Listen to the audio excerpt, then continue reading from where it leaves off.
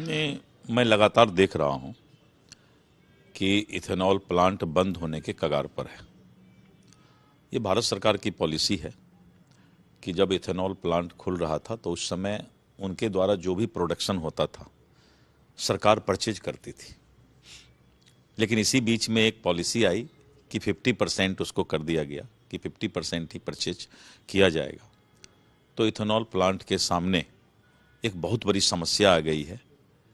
Marketing का, और निश्चित रूप से जब इथेनॉल प्लांट बंद होगा तो एक एक प्लांट में 2000-3000 लोगों की रोजगार जा सकती है। हम लोगों ने भारत सरकार से अनुरोध किया है, क्योंकि इथेनॉल अगर पेट्रोल में मिलाया जाता है, अभी 20% का जो हमारी ऑटोमोबाइल का इंजन है E20, तो उसमें 20% के आसपास इथेनॉल का मिक्सिंग होता है, और इससे हमारे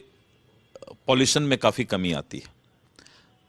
क्योंकि अभी इकोसिस्टम भी ठीक रखना है। तो अगर इथेनॉल मिक्सिंग होता है तो पॉल्यूशन उससे कम होता है। तो अभी इस पर भारत सरकार विचार कर रही है और हम लोग भी लगे हुए हैं कि इथेनॉल के जितने भी इंडस्ट्री हैं, भारत सरकार जो कमिटमेंट पहले की है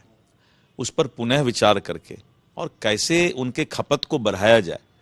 तो इसके लिए देश के स्तर पर पॉलिसी बनेगी। क्योंकि जो हमारे व्हीकल के इंजन हैं उससे भी लेटेस्ट इंजन आते जा रहे हैं, जिसमें कि हम आराम से 20% से ज़्यादा भी, अभी 20% इथेनॉल का मिक्सिंग पेट्रोल में किया जाता है,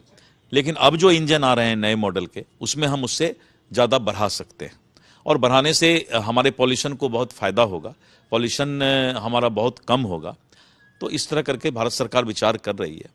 हम 15 तारीख के बाद फिर दिल्ली जा रहे हैं और इस संबंध में जो है संबंधित मंत्रालय से भी फिर से अनुरोध हम करेंगे।